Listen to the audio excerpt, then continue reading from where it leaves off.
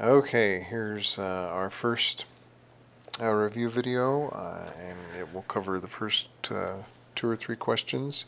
It'll cover as many questions as is reasonable time-wise, and then I'll stop it and start up another video so that they're not too, no one video is too long. And so we'll start with question 1 here. Question 1 is it's just a simple linear equation, and we're asked to graph that, and we're asked specifically to use the intercepts to do it, the x and y intercepts. And so that's what I've done here with these calculations, is determine what the y-intercept is. Of course, the y-intercept is going to occur when the x value is 0.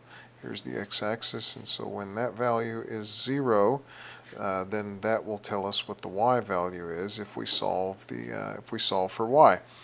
So here's our equation: 2x minus 5y is equal to 10, and I have substituted a 0 in for the x. And so that term disappears, and we're left with negative 5y is equal to 10.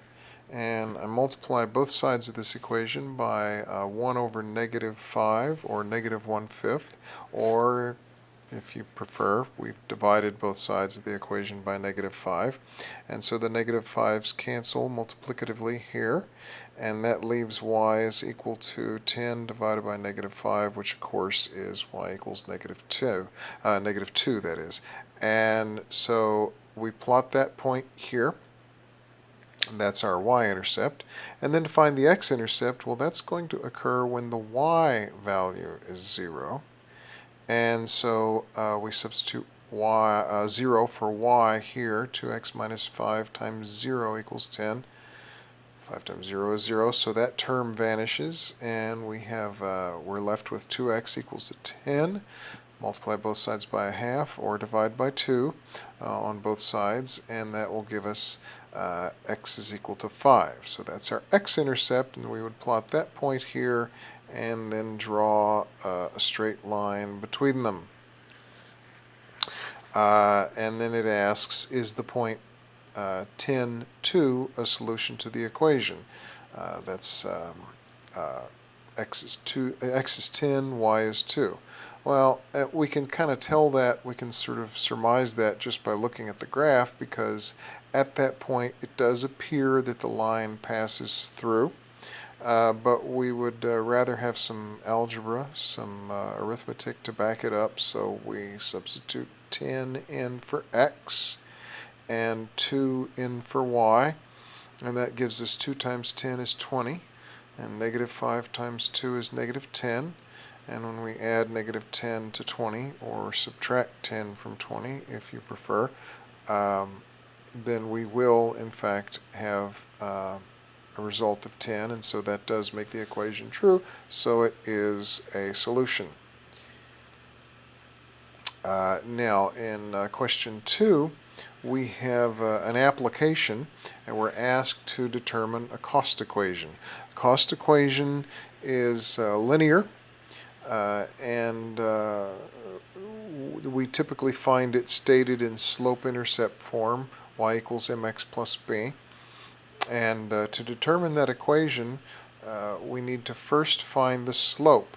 We know to do that in this question because we are given a pair of values. We are given an x and its corresponding y, and then another x and its corresponding y. So that's a pair of points on a graph.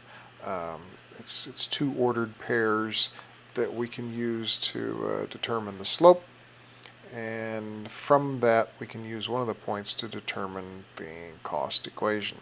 So, in the numerator, I've chosen to subtract the smaller y value, which is a cost value, from the larger, and that's $3,855 subtracted from $4,245, so that's our numerator. And then in the denominator, I have to subtract the x value that corresponds to 3,855, and that's 50. and I subtract that from the x value that corresponds to 4,245. So just make sure when you set this these two differences up that you have the quantity corresponding to the correct cost lined up vertically for each of these. So the numerator is 4,245 minus 3,855, and that's 390. And the denominator is 66 minus 50, and so that's 16. And so 390 divided by 16 is 24.375. Now the question is always going to arise in a case like this, how far do you round off? Well, the answer is that the choice is yours. I have chosen, since this is only 3 decimal places, I've chosen not to round at all. If I had chosen to round to the hundredth, this would be 24.38. If I had chosen to round to the 10th, this would be 24.4. If I had chosen to round to the units place, an integer value, it would have just been 24. But I've left this unrounded because it's not a really, it's not a very long decimal. So that is my slope, and I plug that into, I substitute into this equation here, y equals m. So m is 24.375 x plus b, and what I'm trying to find now is the intercept, and so I need a known value here for y and a known value here for x, and I have two pairs I can choose from, and for whatever reason, I don't know, just because that's what I felt like doing, I chose the quantity of 66 rackets at a cost of 4,245 as the point that I would use. So for y, I substitute 4245 here, and for x, I substitute 66 here. And then I subtract this 24.375 times 66 from both sides of the equation to isolate my b. And when I multiply 24.375 times 66 and subtract it from 4,245, I have a value for b of 2,636.25. So that's the b, the y-intercept in my cost equation here. And so that goes here in place of b. And the slope, which we calculated first, goes here, 24.375 times x. And so this equation that we've ended up with here is our cost equation. Y equals 24.375x plus 2,636.25. Now, for questions 3 through 5, we were asked to solve 3 systems of linear equations, and we can choose whichever method we use for any one equation, just as long as we use each method once. And what I have done here for the solutions is I have solved each system all 3 ways. And for the first one, which was the first equation was 3x minus 2y equals 5, and the second equation was negative x plus 4y equals 5. For the first one, the first method I've used is substitution, and I have chosen to isolate the x in the second equation because it's the only variable of it's the only variable term of the 4 that's just a single value with no coefficient except negative 1. And so I've isolated the x by subtracting the 4y and then multiplying everything by -1. Or if you prefer, I subtracted 5 from both sides and added x to both sides.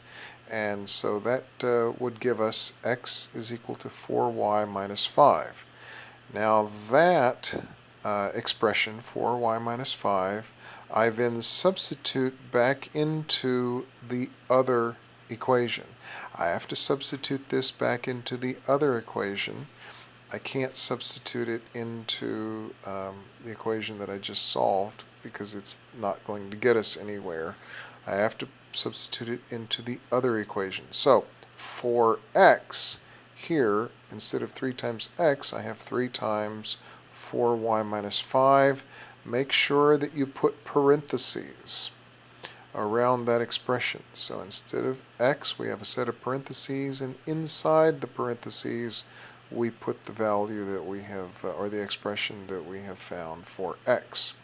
And now I simplify to solve for y, and so that means that I distribute the 3. 3 times 4y is 12y, and 3 times -5 is -15.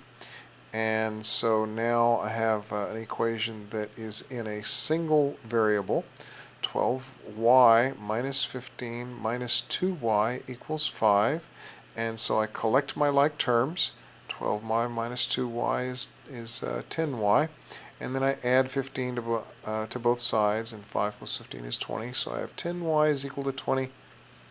I divided both sides by 10, and that gave me y is equal to 2. So now I know the value of y, and I can substitute this into either equation. Well, I can substitute it into the second equation. It's going to be easier for me to find my x. And since I've already isolated my x, I can use this form of the equation and substitute that y into that form of the equation. So I substitute y here and multiply it by 4. So 4 times 2 minus 5. 4 times 2 is 8, and minus 5 is 3. So my x value is 3.